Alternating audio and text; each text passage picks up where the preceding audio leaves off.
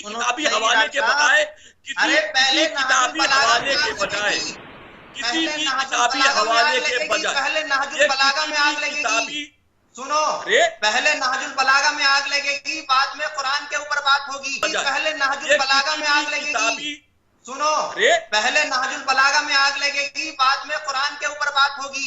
बजाय पहले नहजुल ये बलागा किसी में भी आग लगेगी। किताबी सुनो, अरे पहले नहजुल बलागा में आग लगेगी, बाद में कुरान के ऊपर बात होगी। समझ में आई पहले बात अरे नहीं? हाँ, आप हम खामोश मुशरिक बैठिए, और मेरी काफिर के बात का ऊपर जवाब बात कर रहे कीजिए। हैं। आप तमाम हजरात एक बात याद रखें कि आदमी की हार उस वक्त होती है जिस वक्त वो सवालों के जवाब नहीं दे पाता। अगर कोई आपके सवालों के जवाब नहीं दे रहा है तो समझ लो वो हार गया, और वैसा ही हुआ। अल्लाह ताला ने उस मलऊन को अच्छी तरह से जलील और रुस्वा किया, और हर संजीदा जहन रखने वाला जब उस डिबेट को देखेगा तो यकीन कर लेगा कि हमारे एक सवाल का भी जवाब उस मनहूस के पास नहीं। रात फिर उस मलऊन मनहूस वसीम रिजवी से हमारी बातचीत हुई, उससे डिबेट हुई। तो ये आप हजरात को सुनना बहुत ज़रूरी है, आप इसको ज़रूर समाअत करें, आपको इसमें एक बहुत अच्छी बात मिलेगी। मुकम्मल बयान समाअत करें। तो उसने ये एतराज़ किया, जो दूसरा एंगल था, कि अल्लाह ताला ने काफिरों से जंग के लिए क्यों कहा है, काफिरों से जिहाद के लिए क्यों कहा है। हालांकि ये जवाब हमारा हिंदुओं के लिए नहीं था, हमारा ये जवाब सिर्फ वसीम रिजवी के लिए था। जो हिंदुओं वाला जवाब है वो हम तीसरी डिबेट में हमने दिया, वो हम बात को बताएंगे, उसके ऊपर भी हम बात बताएंगे इंशाअल्लाह। तो हमने कहा कि वसीम रिजवी तो शिया है, और नहजुल बलागा भी इनके शियों की ही किताब है, और कल नहजुल बलागा से ही इन्होंने एक रेफरेंस भी मुझको दिया था कि देखो हम हज़रत अली का कौल पेश कर रहे हैं कि 17,000 कुरान में आयतें थीं। तो मैंने कहा कि जब आप नहजुल बलागा को मानते हो तो नहजुल बलागा के अंदर तो ये बात मौजूद है कि हज़रत अली रदी अल्लाह ताला अन्हो फरमाया करते थे कि मैं कुरैश से जंग यूँ करता था क्योंकि वो काफिर थे, और जब तक वो अपने कुफ्र पर रहेंगे मैं उनसे जंग करता रहूँगा। जब हमने ये सवाल कर लिया तो अल्लाह का फ़ज़ल ऐसा हुआ कि वसीम की भी बोलती बंद हो गई और उसके होशो हवास भी उड़ गए। अब कैसे जवाब दे? डॉक्टर साहब ने ये कहा कि काफिर वो है जो इनकार करता है, अल्लाह की आयतों का इनकार करता है, और उसके खिलाफ जिहाद का हुक्म, उसे मारने का हुक्म, मुशरिकों को मारने का हुक्म अल्लाह कैसे दे सकता है। तो हम दो तरीके से जवाब देना चाहते हैं। एक तो सिर्फ जवाब जो हम दे रहे हैं वो सिर्फ डॉक्टर साहब के लिए है, बाकी दूसरा जवाब जो हम देंगे वो आपके लिए और सारे दर्शकों के लिए, पूरे हिंदुस्तान के लिए है। ठीक है जी।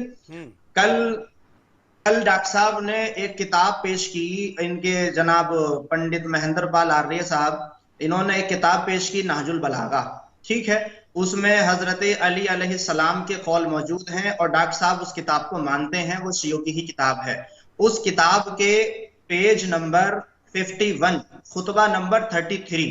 ठीक है सुरेश भाई, ये आपका जवाब नहीं है, कभी आप सोचें कि भाई आप कैसा जवाब दें, आप बिट से डॉक्टर साहब का जवाब। ये नहजुल बलागा पेज नंबर 51, खुतबा नंबर 33, इसके अंदर हजरत अली अलैहिस्सलाम ने फरमाया था कि मुझे कुरैश से नाराजगी की वजह है, खुदा की कसम मैं तो उनसे जंग करता था जिस वक्त वो काफिर थे, और अब भी जंग करूंगा जब तक वो काफिर रहेंगे।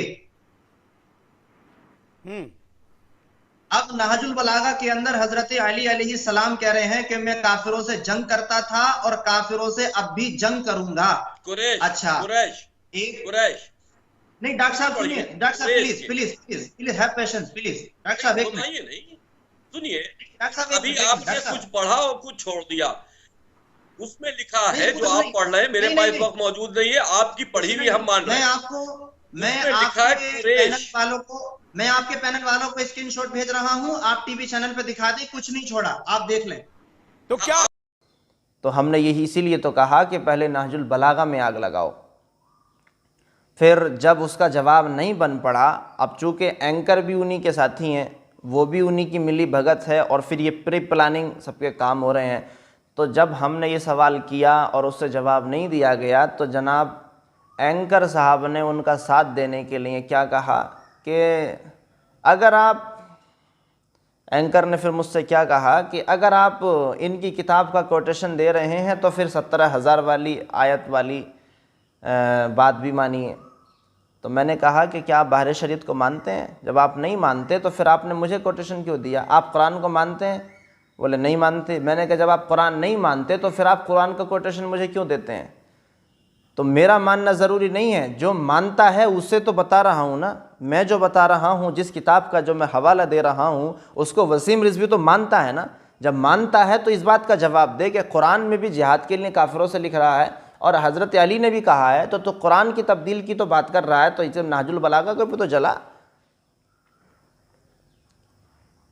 तो हमने जब ये बात कही तो आप ज़रा वीडियो में देखो कि एंकर का मुंह कैसा हो गया जब हमने ये बात कही ना कि हम नहीं मानते लेकिन वसीम रिजवी तो मानता है ना नाजुल बलागा का। तो आप ज़रा एंकर का मुंह गौर से देखना, जिस तरह से वो हंस रहा था और हंसते हंसते उसका मुंह कैसा हो गया, उसके होशो हवास ही उड़ गए। आप मेरा प्रश्न ये है, गजाली जी ये कहते हैं कि 17,000 आयतें थी, तो फिर तो आपको अगर इनका पुस्तक कोट करना है तो इनकी इस बात को भी स्वीकार करना पड़ेगा। अब आपकी बात पूरी हो गई, सुनिए। हाँ बिल्कुल। अगर मैं नहजुल बलागा को पेश कर रहा हूं तो आप कह रहे हैं कि दोनों बातों को मानना पड़ेगा। बिल्कुल ऐसा होता है। ये बताइए क्या आप बाहर शरीयत को मानते हैं? हाँ, बाहर शरीयत किताब को पंडित महेंद्र पाल आर्य मानते हैं? नहीं मानते। नहीं मानते तो उन्होंने क्यों कोटेशन दिया मुझको जब नहीं मानते तो? मतलब आप समझे नहीं। अरे हम समझ गए, हम ये कह रहे हैं हम नहीं मानते लेकिन डॉक्टर वसीम तो मानते हैं ना, हाँ। वसीम रिजवी तो मानते हैं ना नाजुल बलागा को, तो फिर आप क्या की बात करते हैं? आप सुनिए मेरी बात को। हम मानते हैं। नाजुल बलागा के ऊपर सवाल मैंने नहीं किया, मैंने नाजुल। तो इन लोगों के पास किसी तरीके का कोई जवाब नहीं है। ये सिर्फ मुसलमानों में आपस में तफर्रका पड़वाने के लिए, मुसलमानों में फूट पड़वाने के लिए ये लोग बैठे हैं। हिंदुस्तान में लड़ाई झगड़े फसाद फैलाने के लिए ये लोग मीडिया टीवी चैनल पे बैठे हैं। इनके पास कोई सबूत नहीं है, इनके पास बातचीत करने का कोई सलीका नहीं है, ना इनके अंदर कुछ बात को सुनने की हिम्मत है।